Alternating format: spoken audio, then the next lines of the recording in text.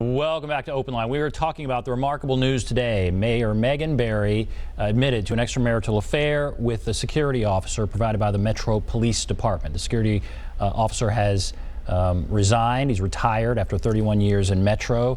The mayor answered questions to our Phil Williams and then held a news conference that we carried live on NewsChannel 5+. Tons of comments, lots of people online waiting to comment. And what I want to do now is just kind of go through the comments, keep them as short as you would like, keep them fairly short, and we'll get as many in as we possibly can. So let's start with Rose. Hello, Rose. Yes. Go right ahead. I have lived in Nashville for almost 55 years. I've been through a lot of mayors in this town. I don't know a single mayor who has worked as hard as Megan Barry. Frequently in my office, we come in the mornings and we'll say, Lord, that woman is everywhere. So if there is overtime charged for her detail to be where she is, they can very easily check and see where she was. And I am sure she was at a Martin Luther King thing. She was at a march down Broadway for something. She was at an opening of a YMCA center. She was somewhere. But I would bet that in this day and age of computers, you could very easily compare her schedule with his overtime and see that she was indeed working. Right, and I'm sure that work is being done, but thank you for the call. Let's go to Maria. Hello, Maria.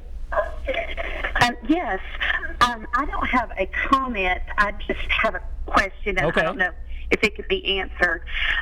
Wondering if there is a difference with the sergeant retiring as opposed to if he had stayed on the job and been fired. Is there a difference in his compensation?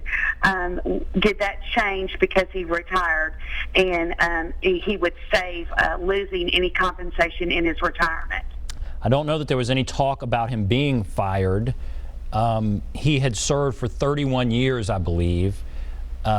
And so I don't have a definitive answer to your question. I think if you are fired, it can impact your retirement. He has served for 31 years. He retired, and it's according to what the mayor said tonight. The police chief did not seem to think there was any need to question his benefits. That will be something as these records are looked at that, of course, we'll get more information on, but at this point there's no indication. Let's go to Paul. Hello, Paul. Yes, this is Paul. Go right ahead.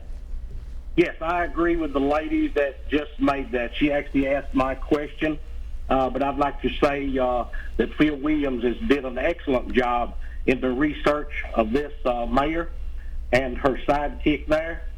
My question would have been, would that interfere with any type of his benefits or retirement, since they had talked a couple of days before this, and then him taking such actions and taking his retirement.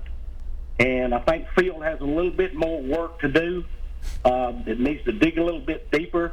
You could tell she was a little edgy there on answering some of those questions, and I don't feel like her responses were all being truthful. So the paperwork or the paper trail will lead us where we need to go.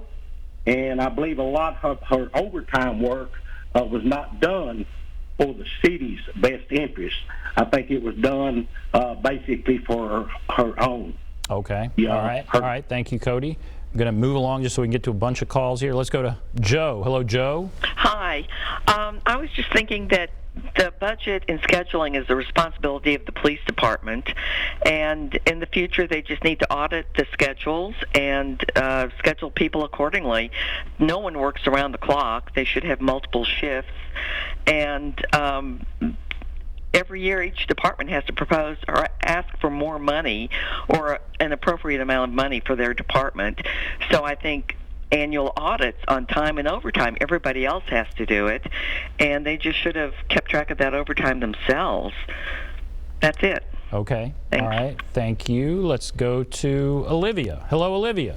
Yes, this is This is a comment I want to make. All The right. Bible says, he that is without sin, let him cast the first stone. And I just believe that all of us have a moral obligation to do what is right, and at any given time we can fall short if we take our eyes off our moral obligation. Of course, she's in a position that she's supposed to uphold certain standards, but why don't we look at this? Why don't we put women bodyguards with women and men bodyguards with men? That might solve some of this, because like I said, at any given time we as human beings can fall short. My heart goes out to her husband, and my heart goes out to his wife, children, and all's involved, as well as them being caught in this, caught up in that. And forgiveness and restoration needs to be a part of this, and I pray that they didn't spend any money of the Nashville taxpayers, and if they did, maybe they can put back what was taken out of their own pocket and make the restitution. But I'm just saying, I pray that this whole thing blows over, that we look at our own self as human beings and our own moral obligations ourselves, because we don't have no right to judge. Thank you, Olivia. All right, we're going to take a break. Sorry to cut you off there. We're going to take a break. Be back right after this.